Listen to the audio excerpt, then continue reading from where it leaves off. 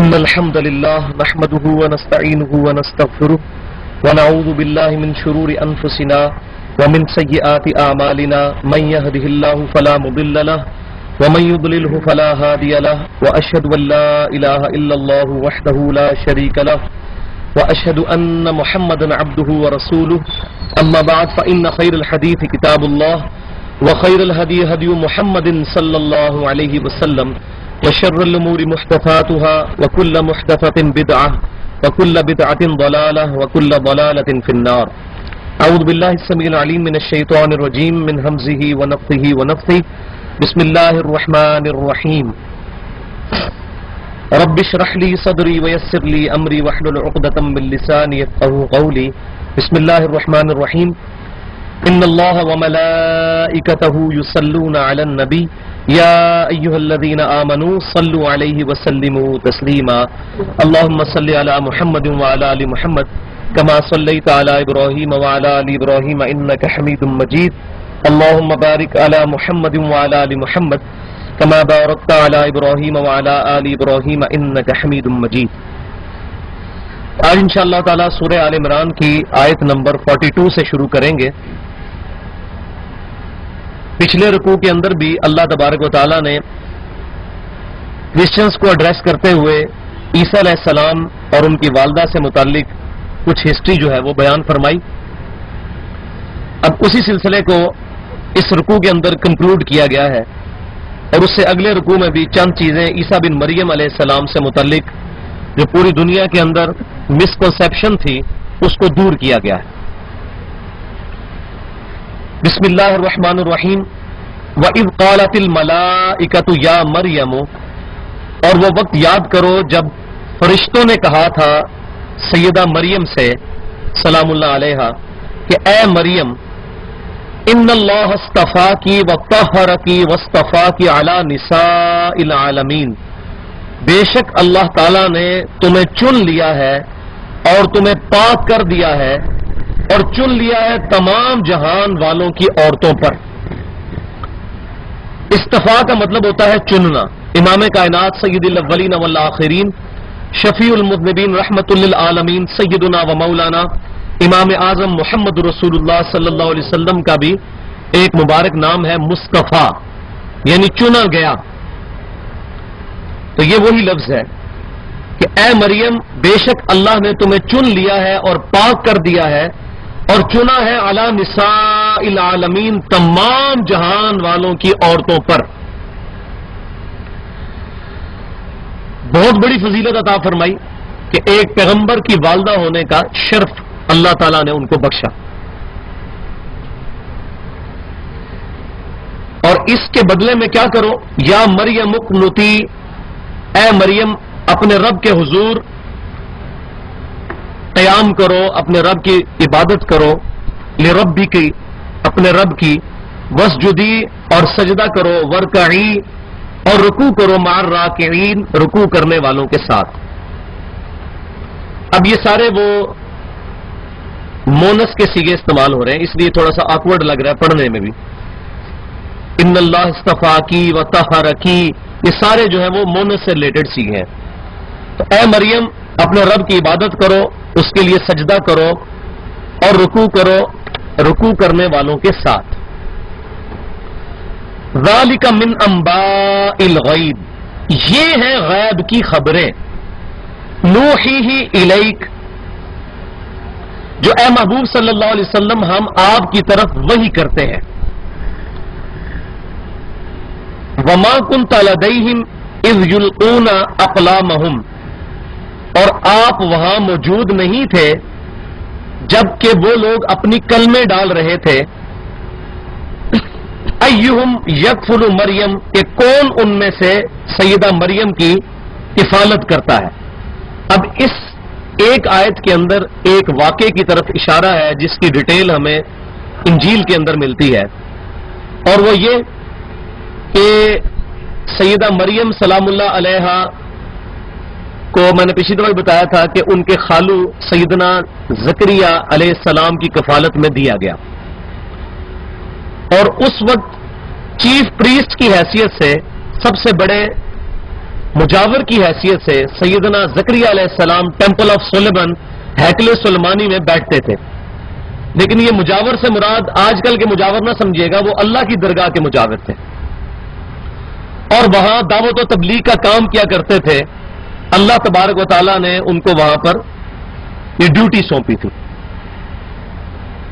اور جو بنی اسرائیل کے رہنے والے لوگ تھے وہ وقتاً فوقتاً اپنے بچوں کو عبادت کے لیے اس ٹیمپل آف سلیمان ہیکل سلیمانی میں چھوڑ جایا کرتے تھے تاکہ وہ فل ٹائم اللہ تعالیٰ کی عبادت میں یہاں وقت گزارے اور وہاں وہ ایک استاد کی شاگردگی میں وقت گزار کر ایک کامل شخصیت بن کے ابھرے. اور ظاہر ہے استاد کون؟ سیدنا زکریا علیہ السلام. انبیاء کرام وہاں استاد کی حیثیت سے بیٹھتے تھے. سیدنا زکریا کے بعد پھر آپ کے بیٹے سیدنا یحییٰ علیہ السلام بیٹھے.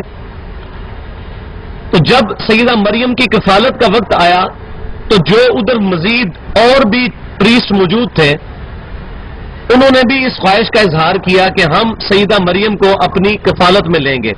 یہ چھوٹی سی بچی تھی، ان تمام نے کہا کہ ہم ان کی تربیت کریں گے. تو اب جب اختلاف پیدا ہوا تو اللہ تبارک و تعالیٰ نے سیدنا زکریا علیہ السلام کو وحی کے ذریعے یہ بات ارشاد فرمائی.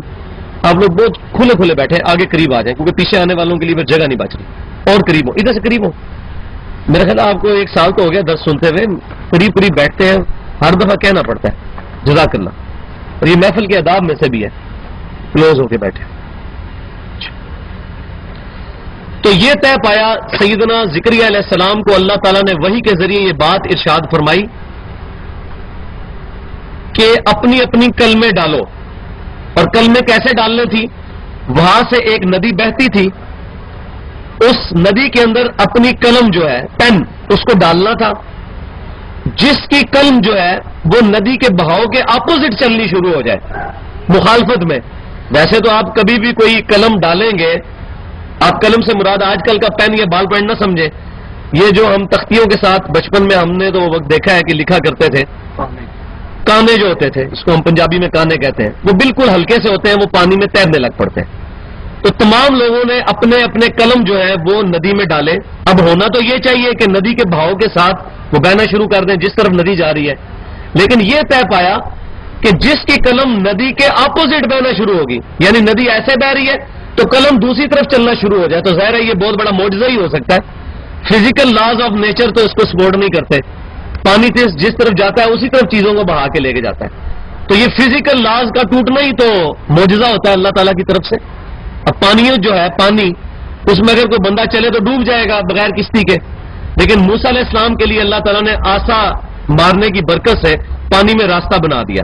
تو یہ فزیکل لا آف نیچر جو تھا، جو قدرت کا قانون تھا، وہ ٹوٹ گیا. قدرت کے قانون کا ٹوٹنا ہی اللہ کی طرف سے معجزہ، عقل کو عاجز کر دینے والی چیز. اسی طریقے سے موسیٰ علیہ السلام کے ہاتھ میں جو ڈنڈا تھا وہ آپ اس کو پھینکتے تھے، وہ عصا جو ہے وہ سانپ بن جاتا تھا. اب انڈے میں سے تو سانپ نکلنے کی سمجھ آتی ہے، لیکن ایک لکڑی کا ڈنڈا وہ سانپ میں کنورٹ ہو جائے تو یہ بالکل اپوزٹ ہے فزیکل لاز آف نیچر کے. اور یہی ہے معجزہ، عقل کو عاجز کر دینے والی چیز. اسی طرح کا معجزہ ظاہر ہوا کہ سیدنا زکریا علیہ السلام کی قلم واحد وہ قلم تھی جو پانی کے اپوزٹ چلنا شروع ہو گئی. باقی سب کی قلمیں جو ہے وہ along دا ریور چلنی شروع ہوئی. یہ اس چیز کی اللہ تعالیٰ کی طرف سے نشانی تھی کہ سیدنا زکریا علیہ السلام سیدہ مریم کی کفالت کریں گے. اس واقعے کا اشارہ قرآن میں، یہ میں نے ساری ڈیٹیل آپ کو انجیل سے بتائی. اب آپ کو یہ بات سمجھ آئے گی. ذالک من انباء الغیب، اے محبوب صلی اللہ علیہ وسلم یہ غیب کی خبریں ہیں، نوحیہ الیک جو ہم آپ کی طرف وحی کرتے ہیں. اور نبی ہوتا وہی ہے جس کے پاس غیب کی خبریں اللہ کی طرف سے آتی ہیں. یہ نبی اور عام انسان میں زمین و آسمان کا فرق ہے، اور یہ بہت بڑا فرق ہے وحی کا. سورہ شورا کے آخری رکوع میں اللہ تعالیٰ فرماتا ہے اللہ کی تو یہ شان ہی نہیں کسی انسان کے ساتھ کلام کرے، اپنے رسولوں کو وہ چنتا ہے. یہی مضمون سورہ آل عمران میں بھی آگے چل کے آئے گا. وما كنت لديهم، اے محبوب صلی اللہ علیہ وسلم آپ تو وہاں موجود نہیں تھے. اذ یلقون اقلامہم، جب وہ اپنی کلمے ڈال رہے تھے. ایہم یکفلو مریم، کہ کون ان میں سے مریم کی کفالت کرتا ہے. اب یہ نبی صلی اللہ علیہ وسلم کی پیدائش سے بھی تقریباً 1000 سال پرانا یہ واقعہ ہے، اس سے بھی زیادہ بلکہ. اور نبی صلی اللہ علیہ وسلم اس واقعے کو بالکل اسی طریقے سے بیان کر رہے ہیں جیسا کہ وہ واقعہ ہوا ہے. آپ صلی اللہ علیہ وسلم تو وہاں موجود بھی نہیں تھے، اللہ تعالیٰ فرما رہے ہیں. تو یہ اس بات کی دلیل ہے کہ آپ کے پاس اللہ کی طرف سے وحی آتی ہے، اس کا ذکر ہے. اے محبوب صلی اللہ علیہ وسلم، یہ غیب کی خبریں ہیں جو ہم آپ کو عطا فرماتے ہیں. تو نبی صلی اللہ علیہ وسلم کا اپنی پیدائش سے 1000 سال پرانے واقعے کو بیان کر دینا بغیر اس کے کہ آپ صلی اللہ علیہ وسلم کوئی زبان لکھنا پڑھنا نہیں جانتے تھے، یہ آپ کا معجزہ تھا. آپ صلی اللہ علیہ وسلم شاعری بھی نہیں جانتے تھے، یہ بھی آپ کا معجزہ تھا. اس کا ذکر قرآن میں موجود ہے. سورہ عنکبوت میں پارہ نمبر 21 کے پہلے صفحے پہ یہ آیت موجود ہے کہ اے محبوب صلی اللہ علیہ وسلم. یہ میں آیت پڑھ بھی دیتا ہوں، پارہ نمبر 21 نکال لیں، یہ بہت امپورٹنٹ ٹاپک ہے. پارہ نمبر 21 میں پہلا صفحہ جو ہے اس میں آیت نمبر ہے 48. مل گیا سب کو؟ اتل ما اوحی الیک من الکتاب، یہ پارہ نمبر 21 ہے. جس کو مل گیا صفحہ نمبر بتا دیں. 403 نکال لیں جی سارے. اس میں آیت نمبر ہے 48، 48 نمبر آیت. وما كنت تتلو من قبلہ من کتاب. مل گئی ہے جی؟ پارہ نمبر 21 نہیں ملا بھائیو انجینئر صاحب؟ آیت بھی مل گئی، سب کو مل گئی. یہ بہت امپورٹنٹ آیت ہے. آیت نمبر 48 ایک صفحے میں سے ڈھونڈنا آسان ہے. وما كنت تتلو من قبلہ، مل گیا؟ اچھا قرآن پاک دوسرا ہے، تب بھی 21واں پارے کا صفحہ پہلے ہی ہوگا. مل گئی جی؟ اب اس آیت کو وما كنت تتلو من قبلہ من کتاب، اے محبوب صلی اللہ علیہ وسلم آپ قرآن کے نزول سے پہلے کتاب میں سے کوئی چیز پڑھ نہیں سکتے تھے. ولا تخطہ بیمینک، اور نہ ہی آپ اپنے دائیں ہاتھ سے لکھ سکتے تھے، خط کھینچ سکتے تھے. نہ آپ پڑھ سکتے تھے نہ لکھ سکتے تھے. اذن لارتاب المبطلون، اگر ایسا ہوتا تو شک کرنے والوں کا شک پکا ہو جاتا کہ یہ کتاب آپ نے خود لکھی ہے قرآن، کیونکہ اس میں اکثر واقعات وہ ہیں جو تورات اور انجیل میں بھی موجود ہیں. تو جیوز اور کرسچنس کے جو پریسٹ تھے، ان کے جو اسکالرس تھے، وہ نبی صلی اللہ علیہ وسلم پر یہ تہمت لگا سکتے تھے کہ پروفٹ نے یہ تمام چیزیں ٹرانسلیٹ کر لی ہیں ہیبرو لینگویج سے عربک کے اندر. باتیں تو وہی ہیں، عیسیٰ علیہ السلام کا قصہ، موسیٰ علیہ السلام کا قصہ، آدم علیہ السلام کا قصہ. تو یہ پروفٹ کے اوپر بہت بڑی ایلیگیشن لگ جاتی ہے کہ پروفٹ نے خود یہ کتاب لکھی ہے. اللہ تعالیٰ نے اس ایلیگیشن کو دور کر دیا کہ آپ صلی اللہ علیہ وسلم نہ تو کچھ پڑھ سکتے تھے اور نہ اپنے دائیں ہاتھ سے لکھ سکتے تھے. جو بندہ نہ پڑھ سکتا ہو نہ لکھ سکتا ہو وہ کیسے اتنی موٹی کتاب پروڈیوس کر سکتا ہے؟ اور سورہ یونس میں یہ جا کے مضمون مزید کھلے گا جس میں اللہ تعالیٰ فرماتا ہے محبوب صلی اللہ علیہ وسلم تم فرماؤ میں اتنے سال تمہارے اندر رہا ہوں، 40 سال میں نے اپنی زندگی گزاری ہے، کبھی تم نے دیکھا کہ میرے منہ سے اس قسم کی پہلے کلمات کبھی نکلے ہوں؟ میری زندگی تمہارے سامنے، نہ میں نے کسی شاعر کی صحبت کی، نہ میں نے کسی لکھنے والے اسکالر سے کوئی تعلیم حاصل کی، میرے پاس تو کچھ بھی ایسی چیز نہیں تھی. میں ایک بڑی ڈائنامک لائف گزار رہا تھا، ایک تاجر تھا. اچانک جو ہے میری زندگی کے 40ویں سال میں دل دنیا سے اچاٹ ہونا شروع ہوا. آپ صلی اللہ علیہ وسلم غار ہرا میں چلے گئے، وہاں عبادت کرنی شروع کی اور وہاں فرشتہ نازل ہوا اور پھر ایک ریولوشن کا سلسلہ شروع ہو گیا. یہ نبی صلی اللہ علیہ وسلم کا معجزہ کہ آپ صلی اللہ علیہ وسلم نہ پڑھ سکتے تھے نہ لکھ سکتے تھے، تو اللہ تبارک و تعالیٰ نے خود آپ صلی اللہ علیہ وسلم کو یہ کتاب سکھائی. الرحمن علم القرآن، رحمان نے یہ قرآن سکھایا ہے نبی صلی اللہ علیہ وسلم کو. آپ کا استاد اللہ ہے. تو نبی صلی اللہ علیہ وسلم کی نبوت کی دلیل بتائی جا رہی ہے. واپس آ جائیں وہاں پر کہ اے محبوب صلی اللہ علیہ وسلم آپ وہاں موجود بھی نہیں تھے، اس کے باوجود آپ 1000 سال پرانی خبریں بالکل ٹینیس ڈیٹیل تک صحیح بتا رہے ہیں. یہ اس بات کا ثبوت ہے کہ آپ کے پاس اللہ کی طرف سے وحی آئی ہے.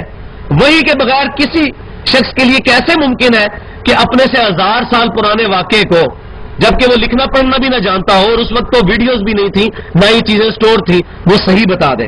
یہ آپ صلی اللہ علیہ وسلم کا معجزہ تھا. وما كنت لديهم اذ يختصمون، اور نہ آپ وہاں پر موجود تھے جب وہ آپس میں جھگڑ رہے تھے. جب وہ آپس میں جھگڑ رہے تھے نہ آپ اس وقت وہاں موجود تھے، نہ کلمے ڈالتے وقت موجود تھے، اور آپ تمام باتیں ارشاد فرما رہے ہیں کرسچن سے اور جوز سے. یہ آپ کی نبوت کی دلیل ہے کہ آپ کے پاس غیب کی خبریں آتی ہیں صلی اللہ علیہ وآلہ وسلم. تو یہاں سے یہ مسئلہ بھی کلیئر ہو گیا کہ نبی صلی اللہ علیہ وآلہ وسلم حاضر و ناظر کا جو عقیدہ ہمارے پاکستان میں علماء بریلوی اور علماء دیوبند کا ہے، ان کی کتابوں میں یہ عقیدہ موجود ہے، کیونکہ دونوں کے مشترکہ بزرگ شاہ عبدالحق محدث دہلوی المتوفا 1052 ہجری، انہوں نے حاضر و ناظر کا عقیدہ پہلی دفعہ امت کے اندر انجیکٹ کیا. اور یہ دونوں بریلوی اور دیوبندی علماء کے پائنیئر بزرگ ہیں، اور اسی سلسلے کو آگے لے کے چلے. آج کل دیوبند تھوڑے سے اس سے پیچھے ہٹ چکے ہیں، وہ علیحدہ بات ہے، لیکن ان کے بزرگ اس سے بری نہیں ہیں. اور جب تک یہ اپنے بزرگوں سے اعلان برات نہیں کرتے اس وقت تک یہ بھی اس باطل عقیدے کی زد میں آئیں گے. اور وہ عقیدہ کیا ہے کہ نبی صلی اللہ علیہ وسلم اپنے مبارک زمانے سے لے کر قیامت تک دنیا میں موجود ہے، حاضر و ناظر ہے، جہاں چاہے وہ تشریف لا سکتے ہیں.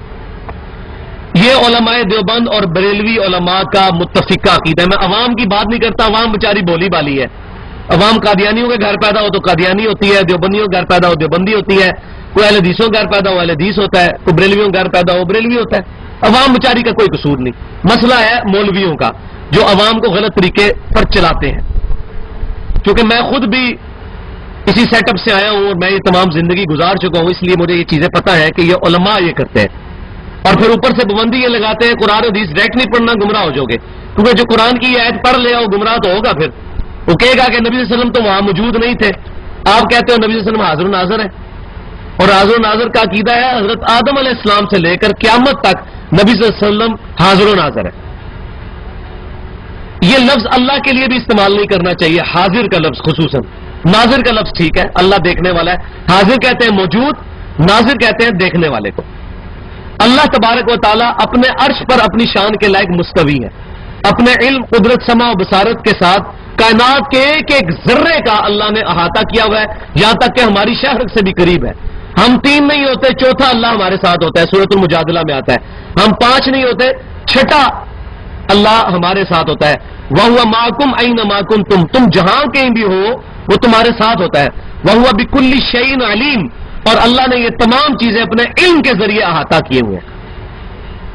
لہذا یہ جو صوفیاء کا باطل عقیدہ ہے، جو علماء دیوبند اور علماء بریلوی اب یہ نام لے کے اگر نام نہ لیا جائے تو بھائی یہ بےمانی ہے، امت کو دھوکہ دینے والی بات ہے.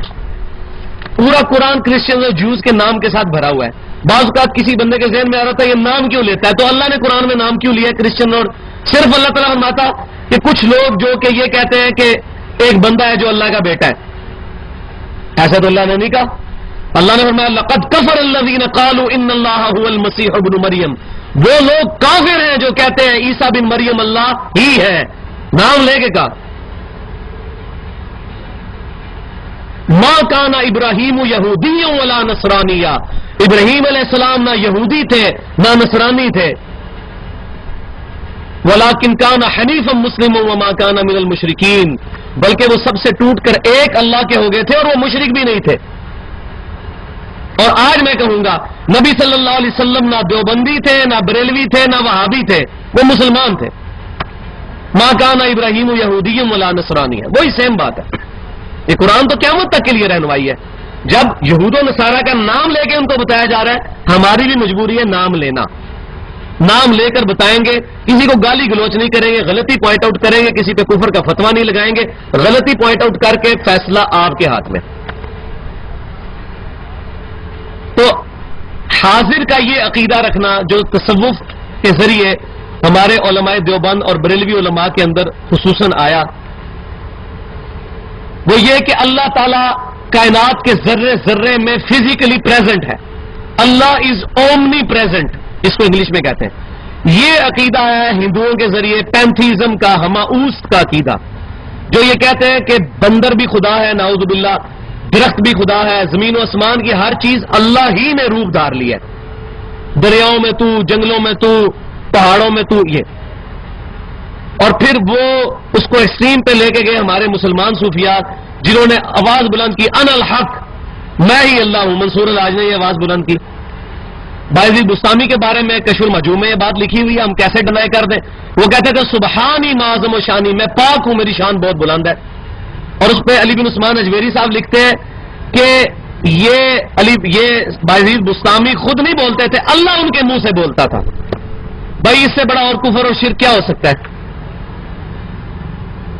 اس سے تو ایک ختم نبوت والا سلسلہ بھی ختم ہو گیا کہ نبی صلی اللہ علیہ وسلم کے بعد بھی اللہ تعالیٰ کسی کے منہ سے بولتا ہے۔ اور یہ عقیدہ تو ہمارا نبی صلی اللہ علیہ وسلم کے بارے میں بھی نہیں کہ اللہ تعالیٰ آپ کے منہ سے بولتا ہے۔ اللہ تعالیٰ آپ کو وحی کرتا ہے، آپ اس وحی کو بیان کرتے ہیں، اللہ آپ کے منہ سے نہیں بولتا۔ اللہ تعالیٰ اپنی مخلوق سے الگ اپنے عرش پر مستوی ہے، جیسا اس کی شان کے لائق ہے۔ قرآن میں یہ مضمون کئی دفعہ ہے، الرحمن علی العرش استوى ثم استوى علی العرش۔ یہ بہت بڑا بنیادی اہل سنت کا اور اہل بدعت کا اختلاف ہے۔ اہل سنت اللہ تعالیٰ کو عرش پر مانتے ہیں، اور اہل بدعت کا یہ عقیدہ ہے کہ اللہ تبارک و تعالیٰ کائنات کے ذرے ذرے میں فزیکلی پریزنٹ ہے۔ ہم بھی یہ مانتے ہیں کہ اللہ تعالیٰ کائنات کے ذرے ذرے کو اپنے علم سے احاطہ کیے ہوئے ہیں۔ زمین کی تاریکیوں میں گہرائیوں میں بھی چلنے والے کیڑے کو بھی اللہ تعالیٰ دیکھ رہا ہے، لیکن اپنے عرش پہ مستوی ہو کے۔ بخاری اور مسلم کی متفق الحدیث ہے، اللہ تعالیٰ تہائی رات گزرنے کے بعد آسمان دنیا پر نزول فرماتا ہے اور آواز دیتا ہے کوئی بخشش کا طالب میں اسے بخش دوں، ہے کوئی رزق مانگنے والا میں اس کو رزق عطا کروں۔ اور اس پہ سب کا عقیدہ ہے، یہ تو امام بخاری امام مسلم حدیث کو لے کے آئے، یہ سب کا متفقہ عقیدہ ہے۔ سلف میں کسی کا یہ اختلاف نہیں ہے، پہلے 300 سال تک کسی کا اختلاف نہیں ہے اس معاملے میں۔ یہ بعد میں معتزلہ اور جہمیہ کے ذریعے بد عقیدگی امت میں آنا شروع ہوئی۔ یہ ان لاجیکل ہے ویسے بھی بات۔ میں اگر آپ کو کہوں اللہ تعالیٰ فزیکلی ہر جگہ پریزنٹ ہے، تو کیا اللہ تعالیٰ نالی میں بھی پریزنٹ ہے، ٹوائلٹ میں بھی موجود ہے؟ نعوذ باللہ، یہ بات ان لاجیکل ہے ویسے ہی۔ ہاں، اللہ تعالیٰ کا علم ہر چیز کو گھیرے ہوئے ہے، اللہ کے علم میں ہر چیز ہے۔ اور قیامت والے دن اللہ تعالیٰ اس دنیا پہ نزول فرمائے گا جیسا اس کی شان کے لائق ہے۔ ہم تمثیل نہیں بیان کرتے، لیس کمثلہ شیء، ہم یہ نہیں کریں گے اللہ اپنے عرش پہ مستوی ہے جیسا میں اپنی کرسی پہ بیٹھا ہوں، یہ عقیدہ کفر ہے، یہ کسی کا بھی نہیں ہے۔ ہاں، جو اہل بدعت ہیں وہ اہل سنت سے متنفر کروانے کے لیے کہتے ہیں، جی اہل سنت کہتے ہیں کہ اللہ تعالیٰ عرش پہ مستوی ہے، تو یہ اللہ کے لیے زمان و مکان ثابت کر دیتے ہیں اور جسمیت کے قائل ہیں، نعوذ باللہ۔ کسی نے یہ بات نہیں لکھی، لیس کمثلہ شیء، اللہ کی مثل کوئی نہیں۔ اللہ عرش پہ مستوی ہے اپنی شان کے لائق۔ امام مالک رحمۃ اللہ علیہ کا قول بہت پیارا ہے، پوری امت کا اجماع ہوا ہے اس قول کے اوپر کہ اللہ کا عرش پر ہونا معلوم ہے، کیفیت مجہول ہے، یہ نہیں پتا کس طرح ہے، لیس کمثلہ شیء۔ اور سوال کرنا بدعت ہے۔ اگر وہ پوچھے گا اللہ تعالیٰ کیسے ہے تو یہ بھی ترجمہ نہیں کریں گے کہ اللہ عرش پر جا بیٹھا، نہیں، اللہ عرش پر مستوی ہوا جیسا اس کی شان کے لائق ہے۔ تو یہ بات کہاں سے کہاں تک چلی گئی؟ تو اللہ تعالیٰ کے لیے ناظر کا لفظ استعمال کریں گے، حاضر کا لفظ نہیں استعمال کریں گے۔ نبی صلی اللہ علیہ وسلم کے لیے حاضر و ناظر کا لفظ سب سے پہلے اس سب کانٹیننٹ میں شاہ عبداللہ محدث دہلوی صاحب لے کے آئے، اور انہوں نے یہ امت کے اندر انجیکٹ کر دی یہ چیز۔ اب یہ مسئلے آپ کو تفسیر ابن کثیر میں نہیں ملیں گے، سیدھی سی بات ہے، اس دور کے مسئلے نہیں تھے، نہ تفسیر قرطبی میں ملیں گے، نہ آپ کو تفسیر ابن جریر میں ملیں گے، یہ مسئلے آج کے دور کے مسئلے ہیں۔ تو لہذا آج کے دور کے مسئلوں کو بھی ایڈریس کرنا بہت ضروری ہے، کیونکہ اس کی وجہ سے بد عقیدگی پھیل رہی ہے۔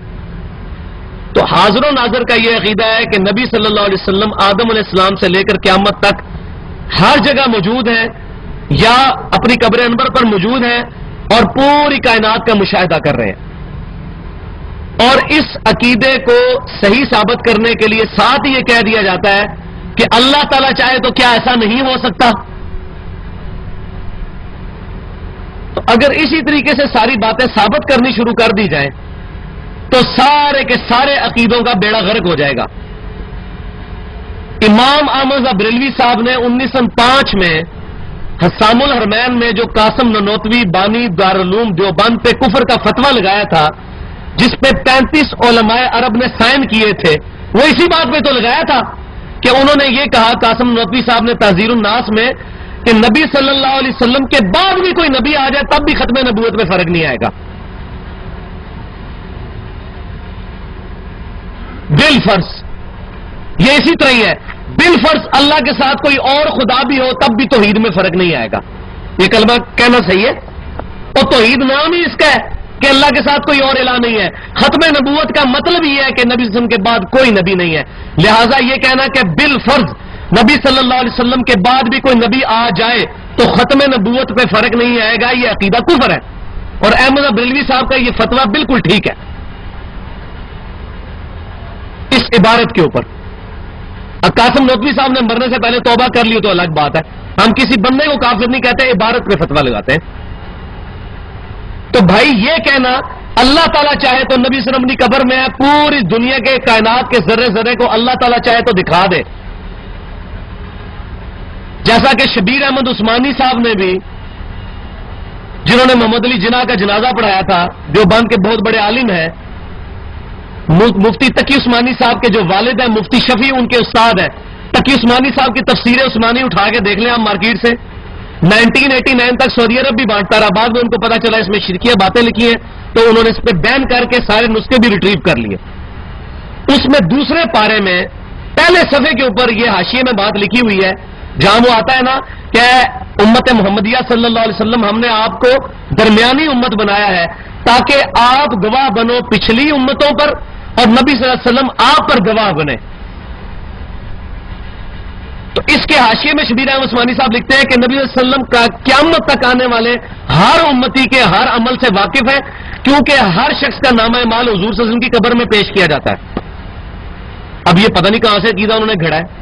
ہاں صحیح مسلم میں یہ حدیث ہے کہ ہر سوموار اور جمعرات کو اللہ کی بارگاہ میں نامہ مال پیش کیا جاتا ہے. انہوں نے پکڑ کے نبی صلی اللہ علیہ وسلم کے ساتھ، اور اب ہم اس عقیدے کی بد عقیدگی واضح کرتے ہیں، وہ کہتے ہیں گستاخ رسول ہے. تو اس کا جواب ہمارے پاس بہت پیارا ہے الحمدللہ. ہم منطق سے بھی جواب دیں گے اور علم سے بھی جواب دیں گے. نبی صلی اللہ علیہ وسلم کو ایک صحابی نے آ کے سجدہ کیا. سنن ابن ماجہ کی صحیح حدیث ہے، ابو داؤد میں بھی ہے لیکن وہ ضعیف سند کے ساتھ. سنن ابن ماجہ میں صحیح حدیث ہے، نبی صلی اللہ علیہ وسلم کو ایک صحابی نے آ کے سجدہ کیا. آپ صلی اللہ علیہ وآلہ وسلم نے فرمایا سر اٹھاؤ، یہ کیا کر رہے ہو؟ انہوں نے کہا یا رسول اللہ علیہ وسلم میں کوفے میں گیا، وہ نجدیوں کا شہر کوفیوں کا، اور وہاں میں نے ہیرا نامی ایک جگہ پہ دیکھا کہ لوگ اپنے سردار کو سجدہ کرتے ہیں، تو میں نے یہ بہتر سمجھا کہ میں آپ صلی اللہ علیہ وسلم کو بھی سجدہ کروں. تو آپ صلی اللہ علیہ وسلم کو چاہیے تھا اجازت دے دیتے، کیونکہ محبت میں سجدہ کر رہے تھے نا. انہوں نے بڑا صحیح انہوں نے اجتہاد کیا اور قیاس کیا. یہ قیاس ہے. انہوں نے کہا وہ اپنے حکمران کو کرتے ہیں، قیاس کرنا بالکل ٹھیک ہے لیکن قیاس قرآن سنت اجماع کے خلاف نہیں ہونا چاہیے. اب اس صحابی کا بھی قیاس غلط ہو گیا. انہوں نے قیاس یہ کیا کہ وہ اپنے حکمران کو سجدہ کرتے ہیں، آپ تو اللہ کے نبی، ہم آپ کو سجدہ کریں گے. یہ اہل بدعت جو اہل سنت پر الزام لگاتے ہیں قیاس کو نہیں مانتے، ہم قیاس کو مانتے ہیں، اس قسم کے قیاس کو نہیں ہم مانتے جو قرآن سنت اجماع کے خلاف ہو. پہلی چیز قرآن، پھر سنت، پھر اجماع اور پھر اجتہاد. نبی صلی اللہ علیہ وسلم نے فرمایا اپنا سر اٹھاؤ، میں جب فوت ہو جاؤں گا تم میری قبر سے گزرو گے، کیا میری قبر پہ بھی سجدہ کرو گے؟ انہوں نے کہا نہیں یا رسول اللہ صلی اللہ علیہ وسلم. تو فرمایا کہ پھر مجھے کیوں سجدہ کر رہے ہو؟ آپ صلی اللہ علیہ وسلم نے اس کو اپنی گستاخی بیان کیا، فرمایا اٹھاؤ سر. آپ نے فرمایا عشق دے چلے نمبر لے کے عقل وارا انجے ہی عمرہ گالیاں، یہ نہیں فرمایا آپ نے، کیونکہ آپ صلی اللہ علیہ وسلم کو پتا تھا جو چیز اللہ کے ساتھ خاص ہے وہ نبی صلی اللہ علیہ وسلم کے ساتھ منسوب کرنا رسول اللہ کی شان میں گستاخی ہے. رسول اللہ صلی اللہ علیہ وسلم کے بارے میں ایسا عقیدہ رکھنا جو اللہ اور اس کے رسول نے تعلیم نہیں فرمایا گستاخی ہے. تمام 2.25 ارب 1.75 بلین کرسچنز حضرت عیسیٰ کو اللہ کا بیٹا کہتے ہیں، ہم مانتے ہیں، لیکن کرسچن کہتے ہیں تم گستاخ ہو حضرت عیسیٰ کے، ان کو اللہ کا بیٹا کیوں نہیں مانتے؟ ان کی اتنی شان ہے. ہم قرآن کی آیت پڑھ دیتے ہیں کہ اللہ تعالیٰ فرماتا ہے اللہ اس چیز کا ارادہ کرے، سورہ مائدہ آیت نمبر 17، کہ ہلاک کر دے عیسیٰ بن مریم کو، اس کی ماں کو، سب لوگوں کو ہلاک کر دے. اللہ کو کون پوچھ سکتا ہے؟ یہ اللہ تمہارا رب ہے، تم عیسیٰ کو پوچھ رہے ہو. کتنی سخت آیت. اللہ اس چیز کا ارادہ کرے عیسیٰ بن مریم، ان کی ماں اور سب لوگوں کو ہلاک کر دے. اللہ کو کوئی پوچھ نہیں سکتا. اللہ تعالیٰ کو موت نہیں آنے والی.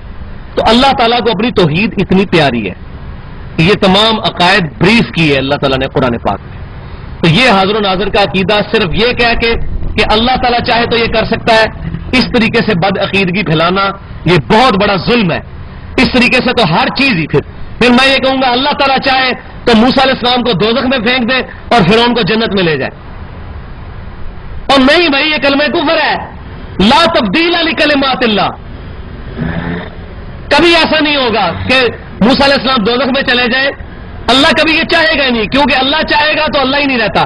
جو جھوٹ بولے وہ اللہ نہیں، اور جو اللہ ہے وہ جھوٹ نہیں بولتا.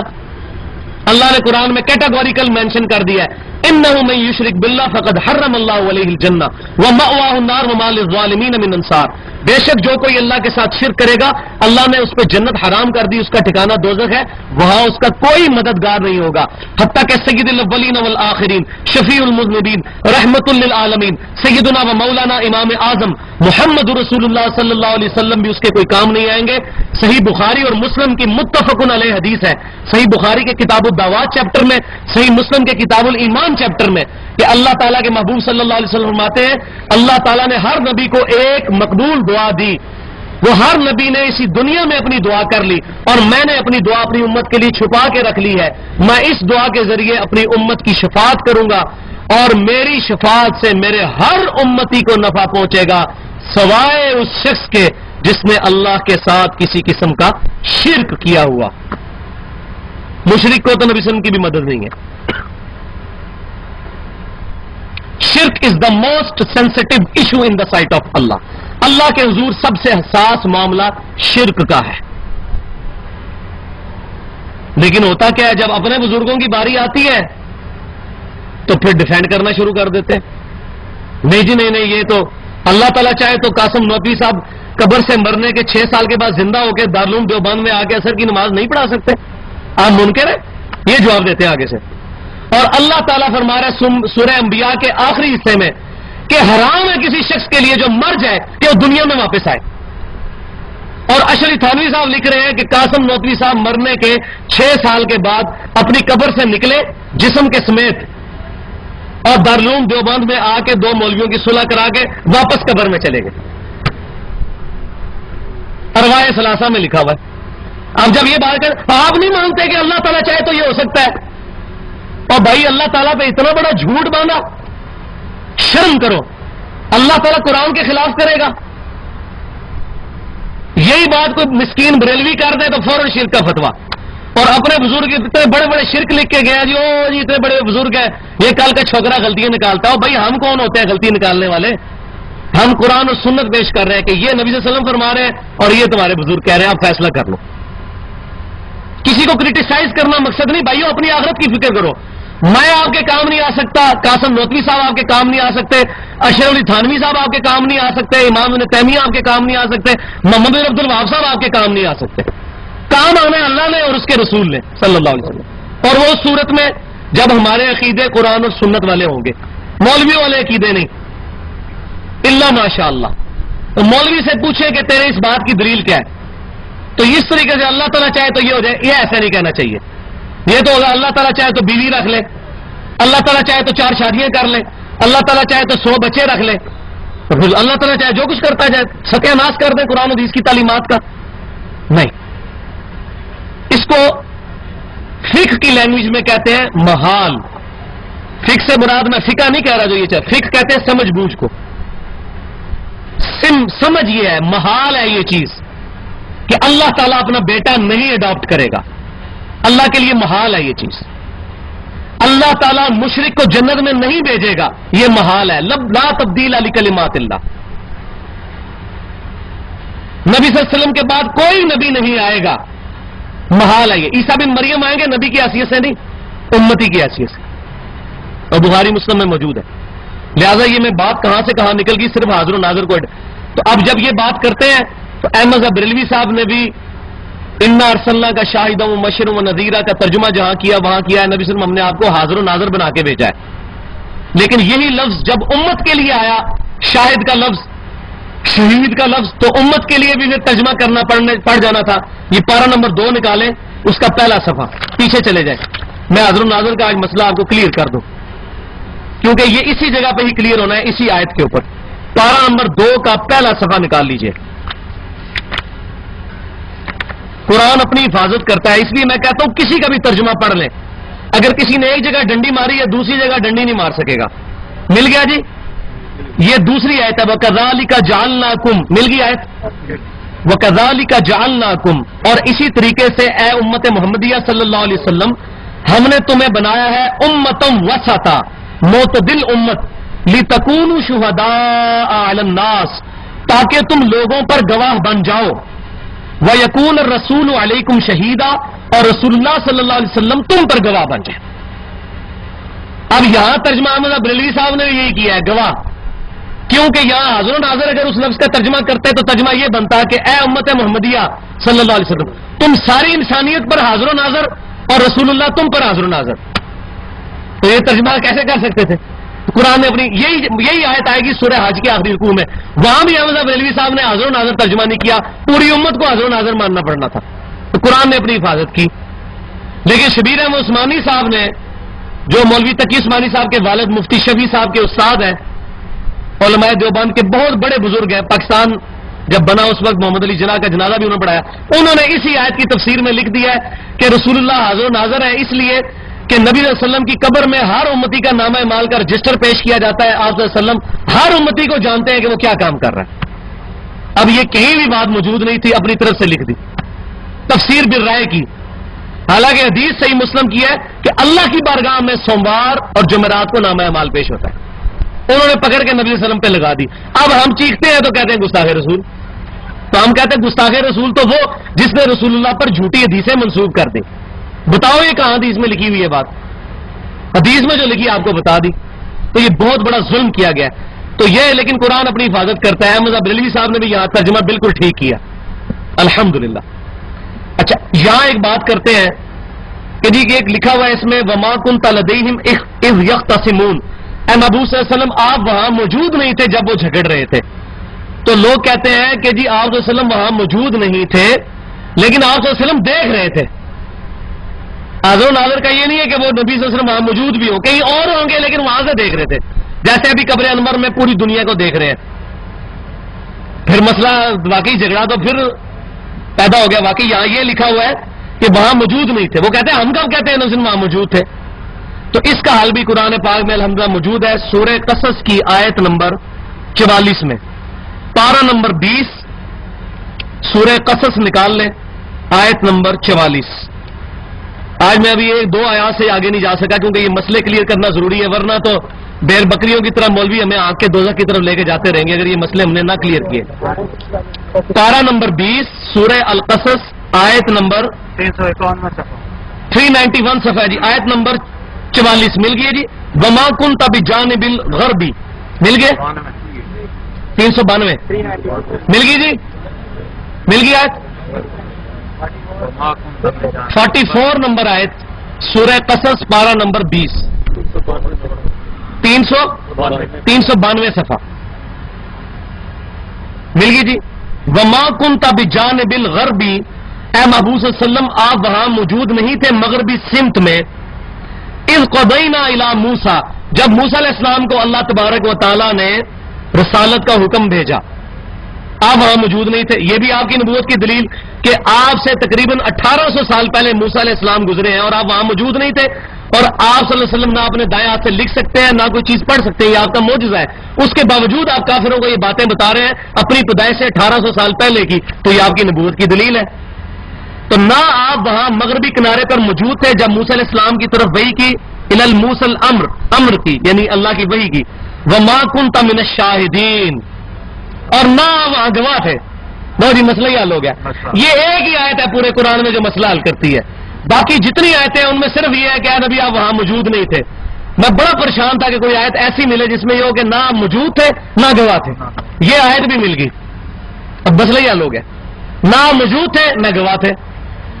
اور یہ آیت جب مفتی احمد یار خان نعیمی صاحب نے جال حق میں یہ آیت لکھی ہے تو اس کے اس والے حصے کا ترجمہ ہی کوئی نہیں کیا.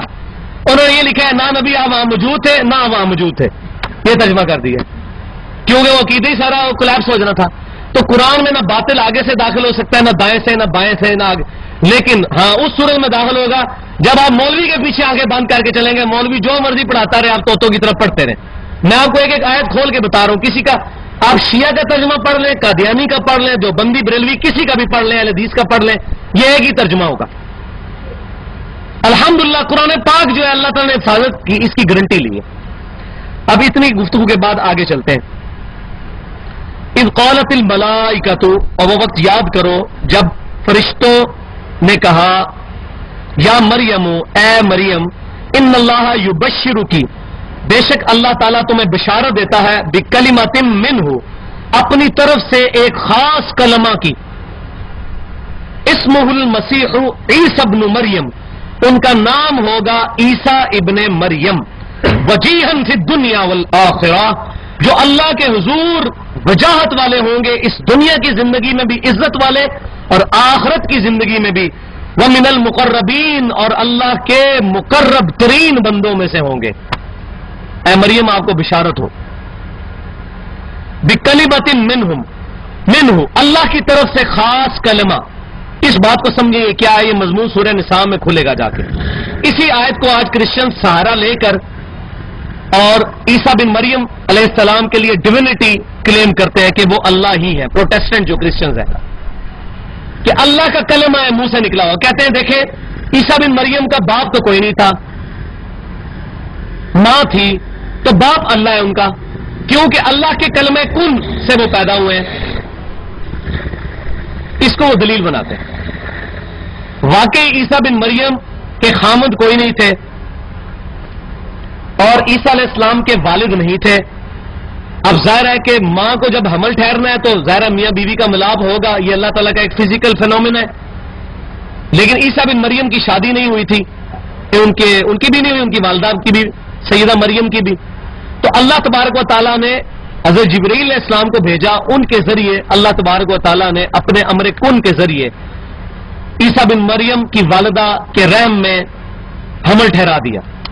یہ اللہ تعالیٰ کا خاص کلمہ. ویسے تو ہر انسان ہی اللہ کے کلمے سے پیدا ہوا ہے، آگے چل کے یہ بات آ جائے گی. اللہ تعالیٰ فرمائے گا اگر عیسیٰ کو خدا ماننا ہے تو حضرت اعظم اس سے بڑے خدا تھے، ان کی ماں بھی نہیں تھی.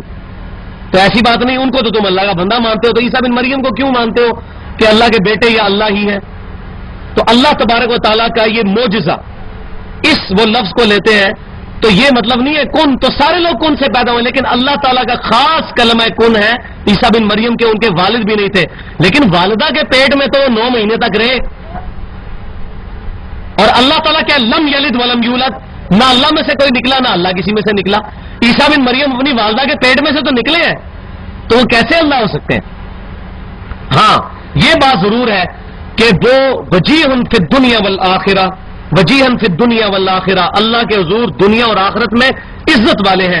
ومن المقربین، اور مقربین میں سے ہے.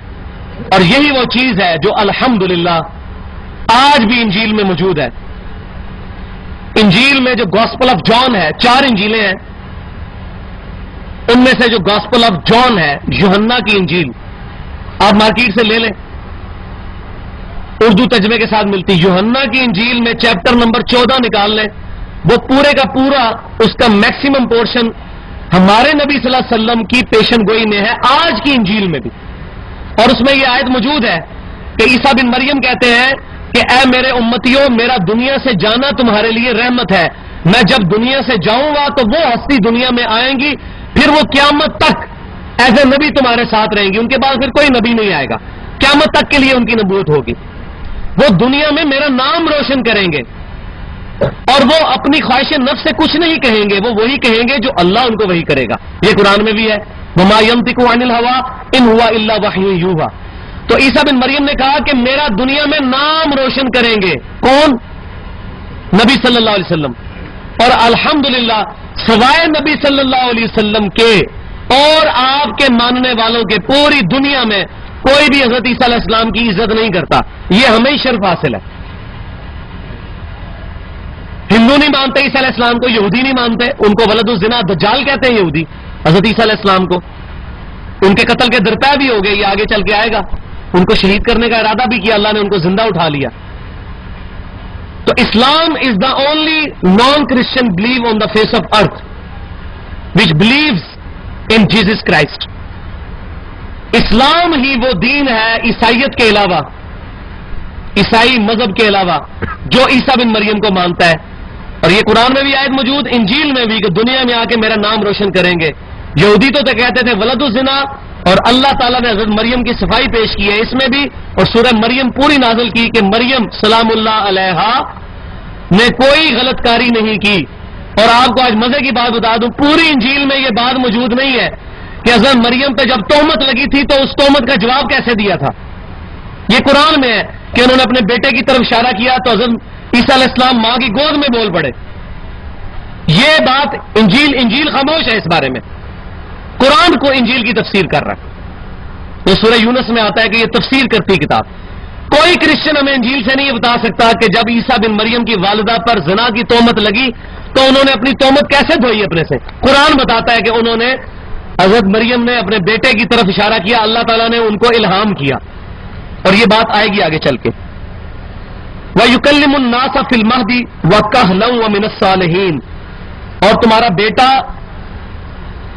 جو ہے وہ چارپائی پہ بچپن میں گہوارے میں بھی گفتگو کرے گا لوگوں سے. وَيُكَلِّمُ النَّاسَ فِي الْمَهْدِ، اپنے پنگھوڑے کے اندر بھی گفتگو کرے گا. بچپن میں شیر خوار بیٹا، چھوٹا سا بچہ جو دودھ پینے والا، وہ گفتگو کرے گا لوگوں کے ساتھ. یہ بات آئے گی سورہ مریم میں ڈیٹیل کے ساتھ کیا گفتگو کی. وَكَهْلًا وَمِنَ الصَّالِحِينَ، اور بڑی عمر میں بھی ہو کر اور وہ نیکوں میں سے ہوگا. قالت ربی انا یکون لی ولد، حضرت مریم نے کہا اے اللہ میری کیسے اولاد ہوگی. ولم یمسسنی بشر، جبکہ مجھے کسی انسان نے چھوا تک نہیں ہے شور ہونے کی حیثیت سے، تو میری اولاد پیدا ہو جائے گی، یہ کیسے ہو سکتا ہے؟ کیونکہ فزیکل لا آف نیچر تو یہی ہے. لیکن اللہ تعالیٰ نے یہ معجزہ بنایا. واقعی ایسا نہیں ہو سکتا. آج کوئی عورت یہ نہیں کہہ سکتی میں شادی نہیں کروں گی، اللہ تعالیٰ چاہے تو بغیر شادی کے ہی بیٹا دے دے. ایسے تو نہیں ہو سکتا. کیوں کہ یہ فزیکل لا کے خلاف ہے. ہم نے سنت پر عمل کرنا. نکاح سنت ہے، النکاح سنتی فمن رغب عن سنتی فلیس منی. بخاری اور مسلم کی متفق حدیث ہے، نکاح میری سنت ہے، جو میری سنت سے منہ پھیرے گا اس کا مجھ سے کوئی تعلق نہیں ہے. تو جب انہوں نے کہا کہ اے اللہ میری کیسے اولاد ہوگی جبکہ مجھے کسی بشر نے چھوا تک نہیں. قال کذالک اللہ یخلق ما یشاء، تو اللہ تعالیٰ نے فرمایا اللہ تعالیٰ جو چاہتا ہے جیسے چاہتا ہے پیدا فرما دیتا ہے. اب یہ گفتگو کیسے ہو رہی ہے؟ یہ دل کے ساتھ گفتگو ہو رہی ہے، زبان کے ساتھ نہیں. یہ حضرت مریم پر اللہ تعالیٰ کی طرف سے الہام، اور وہ دل میں سوچتی ہیں، اللہ تعالیٰ پھر اگلا جواب دل پہ الہام کرتا ہے. لیکن یہ الہام اس امت میں ختم ہو چکا ہے. جیسے اس امت میں توحید آخری درجے میں کامل ہوئی کہ سجدہ تعظیمی بھی حرام ہے، حالانکہ پچھلی امتوں میں نبیوں کو سجدہ کرنا جائز تھا. قرآن میں آتا ہے حضرت یوسف علیہ السلام کے بھائیوں نے، ان کے والدین نے ان کو سجدہ کیا، حضرت آدم کو فرشتوں نے سجدہ کیا. لیکن ہماری امت میں سجدہ تعظیمی بھی حرام ہے. توحید آخری درجے میں کامل اور ختم نبوت بھی آخری درجے میں ہے. کوئی کشف الہام نہیں ہے. یہ جو ہماری کتابوں میں جگہ جگہ گیا فلاں کو کشف ہو گیا، فلاں کو یہ ہو گیا، یہ سب جھوٹی باتیں ہیں. حتیٰ کہ حضرت عمر کے بارے میں یہ جو بات ہے کہ حضرت عمر رضی اللہ تعالیٰ عنہ نے 600 میل دور جہاں ساریہ الجبل کہا، یہ روایت تمام محدثین کے نزدیک ضعیف ہے. سنن بہیقی میں یہ موجود ہے، اور صحیح بخاری میں اس کو بالکل الٹ روایت موجود ہے. لیکن بخاری جو صحیح کتاب ہے نا، اس میں حضرت عمر کہتے ہیں کتاب الشہادات چیپٹر میں بھی اور کئی چیپٹرز میں یہ حدیث آئی ہے کہ جب تک نبی صلی اللہ علیہ وسلم ہم میں موجود تھے، ہم سے کوئی غلط بیانی کرتا تھا اللہ ہمیں وحی کے ذریعے بتا دیتا تھا. جب سے نبی صلی اللہ علیہ وسلم فوت ہوئے، دنیا سے تشریف لے گئے ہیں، زندہ تو ہیں آج بھی اللہ کی جنتوں میں برزخی حیات کے ساتھ، دنیاوی زندگی کے ساتھ نہیں، لیکن دنیا سے جب سے نبی صلی اللہ علیہ وسلم تشریف لے گئے، اب اگر ہم سے کوئی غلط بیانی کرتا ہے ہمیں کوئی پتہ نہیں چلتا. ہم لوگوں کی شکلوں پہ فیصلہ کرتے ہیں، ہمیں نہیں پتا کسی کے دل میں کیا ہے. یہ حضرت عمر کہہ رہے ہیں. وہ شیطان نے واقعہ یہ یا ساری جبل والا مشہور کر کے تو ایسا راستہ کھولا کہ جو بندہ کھڑا ہوتا ہے جی وہ کہتا ہے جی کشف ہو گیا، الہام ہو گیا، یہ ہو گیا. ہم کہتے ہیں جی کشف الہام کو تو چھوڑے نا. آپ دنیا کا سب سے بڑا بزرگ لے کے آئے جس کے بارے میں آپ کو قیدا ہے یہ لوگوں کے دلوں کے حال اور کشف جانتا ہے. میں اس کے سامنے اپنی میکینیکل انجینئرنگ کا ایک فارمولہ لکھوں گا صرف، جس میں کچھ انگریزی کے الفاظ ہوں گے، کچھ لیٹن لینگویج کے، کچھ فرینچ کے. یہ دل کے حال جانتا ہے، وہ مجھے دیکھ کے پڑھ کے بتا دے. ہاں جی یہ چیلنج ہے. الحمدللہ پچھلے کئی سالوں سے میں کر رہا ہوں، کوئی ابھی تک بزرگ سامنے نہیں آیا ایسا جو لوگوں کے دلوں کے حال جانتا ہوں. میرا انجینئرنگ کا فارمولہ پڑھ کے بتا دے، اور وہ دل کے نہیں، میں کہتا ہوں سامنے لکھا ہوا ہے اس کو دیکھ کے پڑھ دے. یہ نہیں کو پڑھ سکتا تو دل کا حال کیسے جان سکتا ہے کوئی؟ جس کو کشف ہو رہا ہے اس کو اس فارمولے کا کشف نہیں ہو سکتا. اور بھائی فراڈ ہے یہ، بچوں ان سے. ہم عقلی دلیل بھی دیں گے اور نقلی بھی، کیونکہ وہ پنجابی میں محاورہ تھوڑا نٹوریس ہے کہ دائیاں کو ٹھڈ نہیں چھپے ہوندے تو میں آپ دائی رہا کیونکہ میں اتوں آیا ادھر تو مینوں تو ساری گلاں پتہ نے وہ کہ جھوٹے راستے اڈاپٹ کرتے ہیں. تو ہر چیز کا جواب الحمدللہ موجود ہے. اور یہ جب جواب دیں گے اس کے بعد جھگڑا ہوتا ہے. پھر کہتے ہیں بلاؤ انہوں مناظرہ کر لیے اس نال, کیونکہ جواب تو ہوتا کوئی نہیں ہے. مناظرے میں کیا کرنا ہوتا ہے وہ آپ نے ادھر کئی بار دیکھا ہے, اوٹ پٹانگ باتیں کر کے لڑائی جھگڑا کرنا ہوتا ہے. تو لکھ کے بات کریں, یہ سب سے احسن طریقہ ہوتا ہے گفتگو کرنے کا. تو اللہ تعالیٰ فرمایا اللہ تعالیٰ جو چاہتا ہے پیدا فرماتا ہے. 10 منٹ ہی رہ گئے صرف, اس کو کنکلوڈ کرتے ہیں. اذا قضى امرا فانما يقول له كن فيكون. وہ جب بھی کسی چیز کا فیصلہ فرماتا ہے تو اس کا اتنا کہہ دینا ہی کافی ہوتا ہے, کن ہو جا, فیکون بی اینڈ اٹ از, ہو جا تو وہ چیز ہو جاتی ہے. اللہ تعالیٰ کے لیے کوئی مسئلہ نہیں ہے کہ مرد کے ذریعے اولاد پیدا کرے گا, البتہ یہ اللہ تعالیٰ کی سنت ہے, اس کو کوئی چیلنج نہیں کر سکتا. ہاں معجزہ جب اللہ تعالیٰ دکھائے, اس کی بنیاد پہ کوئی عورت یہ نہیں کہتی میں شادی نہیں کروں گی, اللہ تعالیٰ چاہے گا مجھے اولاد دے دے گا. ایسا عقیدہ گمراہی پہ مبنی ہے. وَيُعَلِّمُهُمُ الْكِتَابَ وَالْحِكْمَةَ, اور اللہ تعالیٰ سکھائے گا پھر تمہارے بیٹے کو, اے مریم, یہ انہی سے گفتگو چل رہی ہے, کتاب اور حکمت. کتاب اور حکمت کیا؟ وَالتَّوْرَاةَ وَالْإِنْجِيلَ, تورات بھی سکھائے گا, اولڈ ٹیسٹیمنٹ بھی, اب نیو ٹیسٹیمنٹ انجیل بھی. اولڈ ٹیسٹیمنٹ تورات جو ہے یہ الکتاب تھی جس میں احکام تھے شریعت کے, اور انجیل حکمت تھی جس میں حکمت کی باتیں تھیں. تو یہاں پہ جو واو ہے یہ تفصیلی ہے. الکتاب والحکمہ, کتاب اور حکمت سکھائے گا. والتورات والانجیل, یعنی کہ تورات اور انجیل. یہ واو یعنی کے معنی میں بھی آتا ہے, یہاں پر یعنی کے معنی میں آیا. ورسولا الی بنی اسرائیل, اور ان کو رسول بنائے گا بنی اسرائیل کی طرف, حضرت اسرائیل علیہ السلام کی اولاد کی طرف, حضرت یعقوب علیہ السلام کی اولاد کی طرف, جن کو انگلش میں اولڈ ٹیسٹیمنٹ میں جیکب کہتے ہیں, جیکب. اور سیدنا داؤد علیہ السلام کو ڈیوڈ, یہ لفظ استعمال بھی ہوتے ہیں. سیدنا یوسف کو جوزف, یہ سارے الفاظ وہ جیکب یہ لفظ استعمال کرتے ہیں سر. یہ حضرت یعقوب علیہ السلام کی اولاد کی طرف پروفٹ ہوں گے. اور یہی بات انجیل میں بھی لکھی ہوئی ہے کہ عیسیٰ بن مریم کہتے ہیں تم یہ نہ سمجھو میں کوئی نئی شریعت لے کر آیا ہوں, میں موسیٰ علیہ السلام کی 10 کمانڈمنٹس ہی لے کے آیا ہوں تم پہ اسٹیبلش کرنے کے لیے. وہ 10 کمانڈمنٹس الحمدللہ سورہ بنی اسرائیل میں آیت نمبر 23 سے لے کے 38 تک موجود ہے, 39 تک. 17 آیات میں وہ 10 کمانڈمنٹس ہم نے چھاپ بھی دی ہے, آپ 10 کے بعد لے بھی لیجیے گا. تورات میں بھی ہے, انجیل میں بھی, اور قرآن میں بھی. تو انجیل میں موجود ہے. حضرت عیسیٰ علیہ السلام کہتے ہیں کہ اے بنی اسرائیل تم یہ نہ سمجھو میں کوئی نیا دین لے کر آیا ہوں, بلکہ میں اسی دین کے احیاء کے لیے آیا ہوں. میں انہی 10 کمانڈمنٹس کو اسٹیبلش کرنے آیا ہوں جو موسیٰ علیہ السلام کو اللہ تعالیٰ نے دی تھی. تو عیسیٰ علیہ السلام نئی شریعت نہیں لے کے آئے تھے, شریعت موسوی تھی, بنی اسرائیل کی طرف نبی تھے. لہذا اس سے یہ بات بھی پتہ چلی کہ کرسچنز کا جو یہ تبلیغ والا معاملہ ہے یہ غلط ہے. اصولاً انجیل کے تحت کرسچنز کو اپنے دین کی تبلیغ کرنے کی اجازت ہی نہیں ہے بنی اسرائیل کے علاوہ کسی کو. بنی اسرائیل کون؟ یہ یہودی جو ہے بنی اسرائیل. اسلام جو ہے الا کافۃ للناس بشیرا ونذیرا وما ارسلناک الا کافۃ للناس بشیرا ونذیرا. اے محبوب صلی اللہ علیہ وسلم ہم نے آپ کو نہیں بھیجا بلکہ ساری کائنات کے لیے, ساری انسانیت کے لیے ڈر سنانے والا اور خوشخبری والا. تو نبی صلی اللہ علیہ وسلم واحد پروفٹ ہیں جو پوری انسانیت کے لیے نبی ہیں.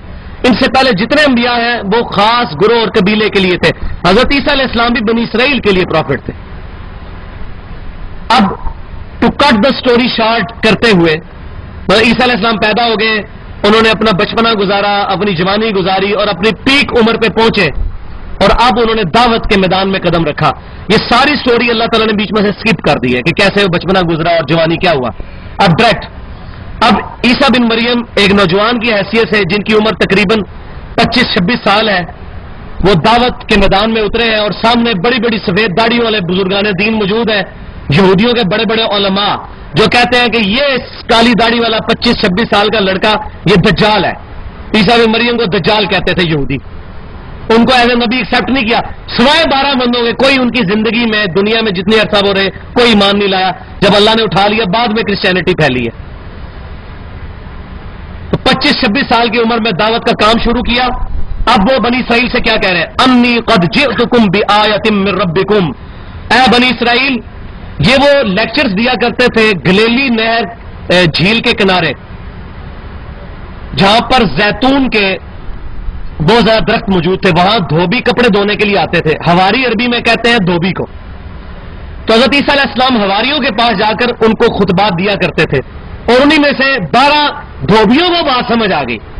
اب دیکھ لیں، یا میں یہ کہتا ہوں جب ہم دعوت توحید پیش کرتے ہیں، بڑے بڑے مولوی اپنی باتوں کی، اپنے بزرگوں کی تعویلات کرتے ہیں، لیکن ان پڑھ آدمی کو بات سمجھ آ جاتی ہے بعض اوقات، کیونکہ اس کا رزلٹ فکس نہیں ہوتا۔ تو وہ 12 دھوبی، ان کو بات سمجھ آ گئی، وہ آگے چل کے آئے گا۔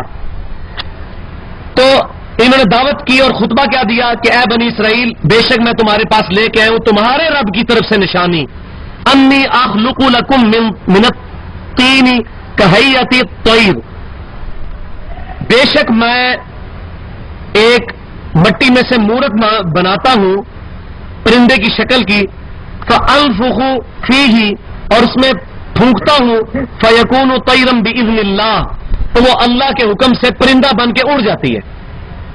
کتنا بڑا معجزہ! عیسیٰ بن مریم تھوڑی سی مٹی لے کے اس کی شکل بنائی، پھونک ماری تو پرندہ بن کے اڑ جاتا تھا، اتنا بڑا معجزہ۔ لیکن ساتھ ہے باذن اللہ، اللہ کے اذن کے ساتھ۔ لیکن اس اذن کے ساتھ شیخ عبد القادر جیلانی کا اذن نہیں ثابت ہو جائے گا کہ وہ مردے زندہ کرنے لگ پڑے۔ یہ حضرت عیسیٰ علیہ السلام کے بارے میں ہی ہے۔ تو یہ بڑی احتیاط کرنی چاہیے، قرآن سے آیتیں پیش کر کے تو بزرگوں میں ٹھوکنا شروع کر دیتے ہیں۔ او بھائیو، بزرگ کیا سارے کے سارے بزرگ اکٹھے ہو کے ایک صحابی کی گردے راہ کو نہیں پہنچ سکتے، اور سارے صحابہ اکٹھے ہو کے ایک نبی کی گردے راہ کو نہیں پہنچ سکتے، اور پکڑ کے عیسیٰ علیہ السلام کے موڑے اپنے بزرگوں پہ لگائے ہوتے ہیں۔ جی اللہ تعالیٰ چاہے تو کروا دے، ایسے نہیں ہوتا بھائیو۔ نبی اور ولی میں بڑا فرق ہے زمین آسمان کا۔ وَأُبْرِئُ الْأَكْمَحَ وَالْأَبْرَصَ وَأُحْيِي الْمَوْتَى بِإِذْنِ اللَّهِ، اور میں مادر ذات کوڑی اور اندھے کو شفا دے دیتا ہوں اور مردے کو زندہ کر دیتا ہوں اللہ کے اذن سے۔ وَأُنَبِّئُكُم بِمَا تَأْكُلُونَ وَمَا تَدَّخِرُونَ فِي بُيُوتِكُمْ، اور میں تمہیں بتا دیتا ہوں جو کچھ تم کھا کر آتے ہو گھر سے اور جو گھر میں سٹور کر کے آتے ہو، میں تمہیں بتا دیتا ہوں۔ کیسے؟ اللہ تعالیٰ کی طرف سے غیبی خبر ان کے پاس آتی تھی، وہی آتی تھی۔ ان فی ذلک لآیۃ لکم ان کنتم مؤمنین، بے شک اس میں ہے نشانیاں، اگر تم واقعی یقین رکھنے والے ہو، ایمان لانے والے ہو تو اس کے اندر نشانیاں موجود ہیں۔ ومصدقا لما بین یدی من التوراۃ، اور میں تصدیق کرنے والا ہوں جو مجھ سے پہلے تورات کتاب آ چکی ہے اس کی بھی تصدیق میں کرتا ہوں۔ ایسا نہیں ہے کہ میں اگر انجیل لے کے آؤں تو میں کہتا ہوں پچھلے سارے نبی فراڈ تھے، نعوذ باللہ، ایسا بھی نہیں ہے۔ میں تو تمہاری یہودی ہوں، تمہاری کتاب کی تصدیق کر رہا ہوں۔ وَلِأُحِلَّ لَكُمْ بَعْضَ الَّذِي حُرِّمَ عَلَيْكُمْ، اور میں ان چیزوں کو بھی حلال کرنے آیا ہوں جو تم پر حرام کر دی گئی تمہاری شرارتوں کی وجہ سے، یا خود تم نے اپنے اوپر حرام کر لی تھی۔ وَجِئْتُكُمْ بِآیَةٍ مِّن رَبِّكُمْ، اور میں بہت بڑی نشانی تمہارے رب کے پاس سے تمہارے پاس لے کے آیا ہوں۔ فَاتَّقُوا اللَّهَ وَأَطِيعُونِ، تو اللہ سے ڈرو اور میرا حکم مانو۔ ان اللہ ربی و ربکم، بے شک اللہ تعالیٰ میرا بھی رب ہے اور تمہارا بھی رب ہے۔ فاعبدوہ، اسی کی عبادت کرو۔ ھذا صراط مستقیم، یہی سیدھا راستہ ہے۔ اب یہ دعوت عیسیٰ علیہ السلام نے جب پیش کی تو ظاہر ہے جب توحید کی بات پیش ہوگی تو کیا ہوگا؟ دماغ خراب ہو جائے گا اگلے بندے کا، کون قبول کرے گا؟ اتنے بڑے بڑے علماء یہود بیٹھے ہوئے کہنے لگے یہ کالی داڑھی والا کل کا چھوکرا آگے میں سمجھا رہا ہے، اس کا تو باپ نہیں ہے، حرامی ہے، نعوذ باللہ، یہ الفاظ کہا کرتے تھے یہودی۔ اور یہ بزرگ پرستی اتنی بری چیز ہے کہ نبی سامنے آ گیا ہے لیکن بزرگ نہیں چھوڑے جا رہے کیونکہ ان کی داڑیاں سفید ہیں۔ اتنے بڑے بڑے بزرگ پاگل ہیں۔ اب کیا دعوت پیش کی تو قبول ہی نہیں کسی نے، تو کیا ہوا؟ فلما احس عیسیٰ منہم الکفر، جب عیسیٰ علیہ السلام نے محسوس کیا، یہ اردو میں بھی لفظ آتا ہے، ان سے کفر کہ یہ تو بات سن ہی نہیں رہے ہیں، قال من انصاری اللہ، انہوں نے پھر آواز بلند کی، کون ہے جو اللہ کے حضور میری مدد کرے، اعلان حق بلند کرے، میرے ساتھ آئے، والنٹیئر، من انصاری اللہ، قال الحواریون نحن انصار اللہ، حواریوں نے کہا، چند دھوبیوں نے کہا کہ یہ مولوی تو آپ کی بات نہیں مان رہے، یہ سفید داڑیوں والے بڑے بڑے ملانے تو آپ کی بات نہیں مان رہے، ہم آپ کے ساتھ ہیں، نحن انصار اللہ، ہم اللہ تعالیٰ کے دین کے مددگار ہیں، پروفٹ آپ کے ساتھ۔ اور یہ 12 لوگ تھے، گلیلی جھیل کے کنارے عیسیٰ بن مریم کا آواز سن کے انہوں نے حق کی دعوت قبول کر لی۔ آج بھی کوئی دعوت لے کے اٹھے اس کو بھی یہی بات کرنی چاہیے، کون ہے جو، میں اکثر یہ کہتا ہوں یار کہ کون ہے جو ہمارے ساتھ مل کے یہ دعوت کا کام کرے، کسی مکتبہ فکر سے نہیں، کتاب اور سنت اور اجماع کو حجت مانتے ہوئے اسلام کی بنیاد پر مسلمان ہونے کے رشتے پہ، من انصاری اللہ، کون ہے جو اللہ کے حضور مدد کرے؟ تو انہوں نے کہا نحن انصار اللہ، حواریوں نے کہا ہم ہیں اللہ کے دین کے مددگار، آمنا باللہ، ہم اللہ پر ایمان لائے، واشہد بأننا مسلمون، اور اے عیسیٰ آپ گواہ ہو جائیں ہم مسلمان ہو گئے۔ یہ دیکھ لیں، عیسیٰ علیہ السلام بھی مسلمان تھے، عیسیٰ علیہ السلام نہ یہودی تھے، نہ عیسائی تھے، نہ دیوبندی تھے، نہ بریلوی تھے، نہ وہابی تھے، نہ قادیانی تھے، وہ بھی مسلمان تھے۔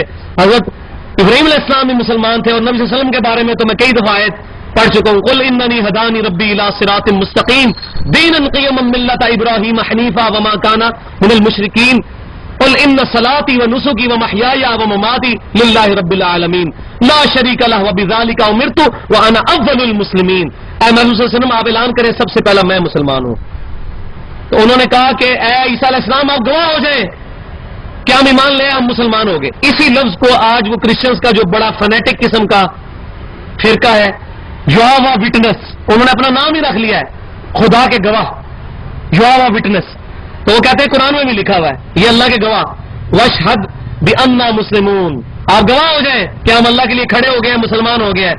اور پھر انہوں نے کیا دعا کی، ربنا آمنا بما انزلت واتبعنا الرسول، اے رب ہمارے ہم ایمان لے آئے جو تو نے ہم پر انجیل نازل کی تھی، اور ہم نے تیرے رسول کی پیروی کی، ان مولویوں نے تیرے رسول کی بات نہیں مانی، ان یہود کے بڑے بڑے ملانوں نے بات نہیں قبول کی، ہم 12 دھوبیوں نے اللہ تیری بات مان لی، فاکتبنا مع الشاہدین، ہمیں لکھ لے گواہوں کے اندر، یہوہ وٹنس، گواہوں میں، اے اللہ ہم تیرے گواہ بن کے، یہ گواہ کا مطلب کیا ہے، اللہ کے گواہ بن کے دنیا میں کھڑے ہو جائے، شیطان کو ننگا نہیں ناچنے دیں گے، ظلم کے نظام کے خلاف کھڑے ہوں گے۔ وَمَكَرُوا وَمَكَرَ اللَّهُ، اب کیا ہوا، ان یہودی علماء نے بھی ایک چال چلی، مکر کیا، اور اللہ نے بھی اپنی خفیہ تدبیر فرمائی۔ یہاں کئی لوگوں نے ترجمہ کیا اللہ نے مکر کیا، لیکن مجھے احمد صاحب بریلوی صاحب کا ترجمہ پسند ہے، انہوں نے بڑا پیارا ترجمہ کیا ہے، اللہ نے خفیہ تدبیر فرمائی۔ اللہ کے لیے مکر کا نٹوریس ورڈ نہیں استعمال کرنا چاہیے۔ وَمَكَرُوا، انہوں نے مکر کیا یہودی علماء نے، وَمَكَرَ اللَّهُ، اور اللہ تعالیٰ نے اپنی خفیہ تدبیر فرمائی، وَاللَّهُ خَيْرُ الْمَاكِرِينَ، اور اللہ تعالیٰ کی خفیہ تدبیر سب سے بڑھ کر ہے۔ وہ خفیہ تدبیر کیا تھی وہ انشاءاللہ میں ڈیٹیل سے آپ کو اگلی دفعہ بتاؤں گا کہ کیسے اللہ تعالیٰ نے عیسیٰ علیہ السلام کو بچایا، اور کیسے اللہ تبارک و تعالیٰ نے ان کے حواریوں کو جو ہے وہ ذریعہ بنایا، وہ سارے کا ساری ڈیٹیل انشاءاللہ اگلی دفعہ۔ اور عیسیٰ بن مریم دنیا میں اتریں گے، اس عقیدے کو بھی میں انشاءاللہ بریف کروں گا، جو آج کل منکرین حدیث کہہ رہے ہیں کہ یہ عقیدہ ہی باطل ہے، عیسیٰ علیہ السلام کوئی دنیا میں نہیں آئیں گے، تو انشاءاللہ میں اس کا رد اگلی دفعہ کروں گا۔ سبحانک اللہم و بحمدک، اشہد ان لا الہ الا انت، استغفرک و اتوب الیک، وما علینا الا البلاغ المبین۔